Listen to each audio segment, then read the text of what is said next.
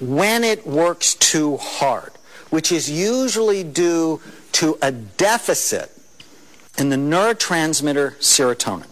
And when serotonin levels are low, the cingulate gets hot and people get stuck. They might get stuck on a worry. What's a worry? It's an anxious thought that they can't let go of, right? Or they might have an obsession. You know, they're driven to do this thing that they can't let go of. They get stuck on hurts and hold grudges. They get stuck on certain behaviors and may have compulsions or addictions. They get stuck in their own position. It's so irritating because they end up to be oppositional and argumentative. People who have this problem, it's like no matter what it is you say to them, they argue with you. Have you ever been around people like this? Am I the only person? I mean, if you say it's a nice day today, I mean, something is innocuous, it's a nice, they'll immediately go, oh, it's not that nice. It was nicer yesterday. They see too many errors. So they're always fault-finding. They're always noticing what's not right.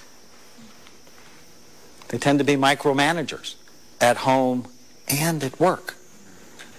And they tend to be rigid and inflexible. And if things don't go their way, they get upset. And on the surface, they appear selfish because it has to be their way.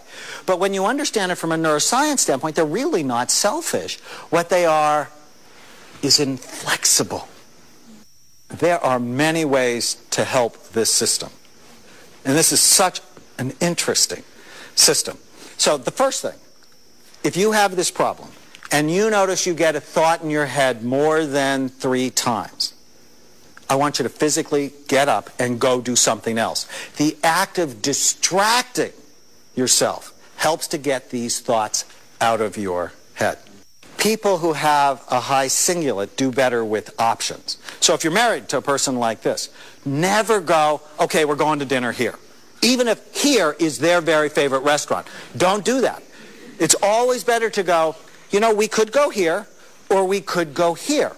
What would you like? And if you give them options, they do so much better. Reverse psychology.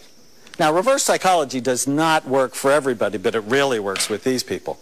So if you're living with a difficult cingulate person, a sneaky strategy that works is to ask them to do the opposite of what you want them to do. It's sort of like living with a 2-year-old. And if you wanted a kiss from a 2-year-old, you would never say, give me a kiss. Because as soon as you said, give me a kiss, I don't want to. If you really want a kiss, what you say is, I don't want a kiss.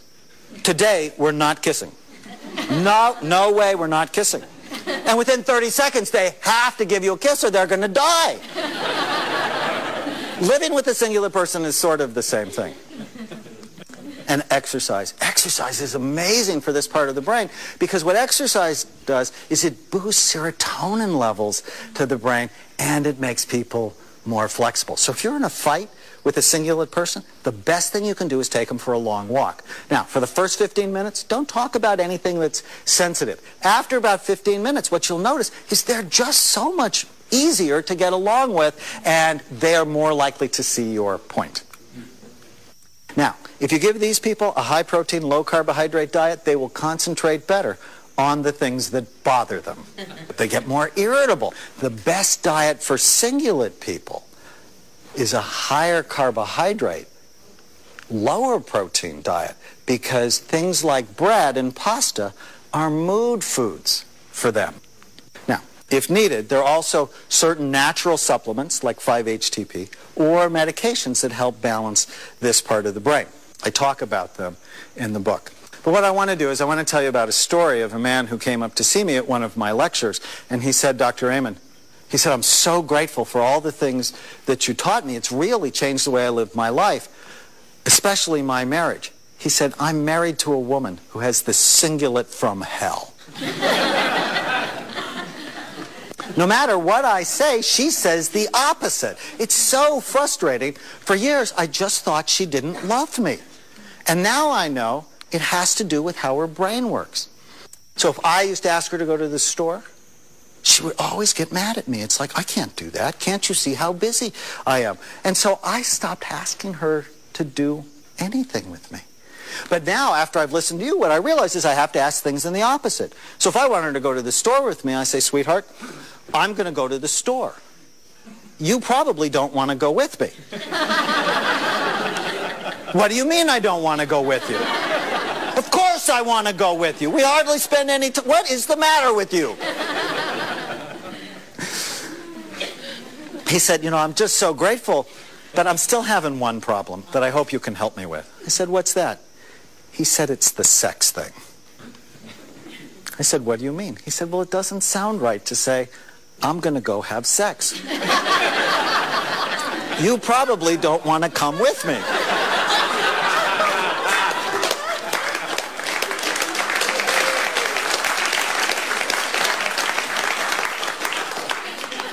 He said, do you have any ideas for me?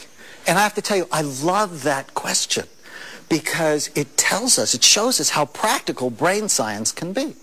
And so I said, okay, do this. Take her out for a pasta dinner, right? Simple carbohydrates boost serotonin levels to the brain. Next, take her for a long walk around the lake where they lived. Exercise boosts serotonin levels to the brain.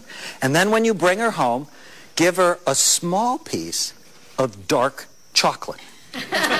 Dark chocolate raises a chemical in our brain called phenylethylamines that increase the alerting response in the brain that something fun is about to happen.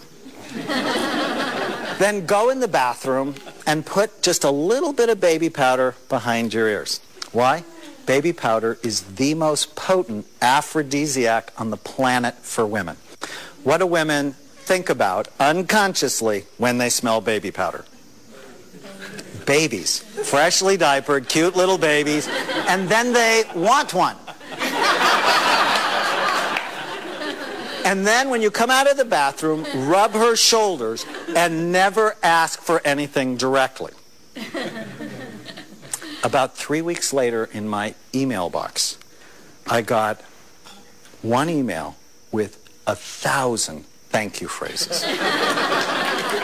Knowing about your brain helps you bring more love into your life. This is practical. Now, one more system that we're going to talk about deep in your brain is a very interesting part of the brain called the limbic system. It's your emotional brain, and it's critical to human survival because it is our emotions that drive us to love and to work. So our limbic brain's involved in our mood, how happy or sad we are. It sets our emotional tone, how positive or negative we are. It's involved with bonding, our ability to connect to other people. It's also involved in processing pain. Processes your sense of smell and your interest in sex or your libido. Isn't that interesting? That smells and sex go hand in hand. The whole perfume industry is based on that fact. Now, I already talked about baby powder as a powerful aphrodisiac for women, but did you know that cinnamon is a powerful aphrodisiac for men? And when I told my mother this, she hit her forehead and she said, that's why I have 7 children. He would never leave me alone. Being Lebanese, she cooks with a lot of cinnamon. Now, when there are problems in this part of the brain, usually when it works too hard, people become sad and depressed, negative. They often feel hopeless or helpless. They are racked with guilt. They have what I call a high ANT population. Now, what is that? ANT stands for automatic negative thoughts. The thoughts that come into your mind automatically and ruin your day. And what a lot of people don't know is thoughts lie a lot. And one of the ways, if you really want to be well, is you have to learn how to just challenge or correct the negative thoughts that go through your head. You don't have to believe every thought you have. People who have problems in this part of the brain tend to isolate themselves. It's not good.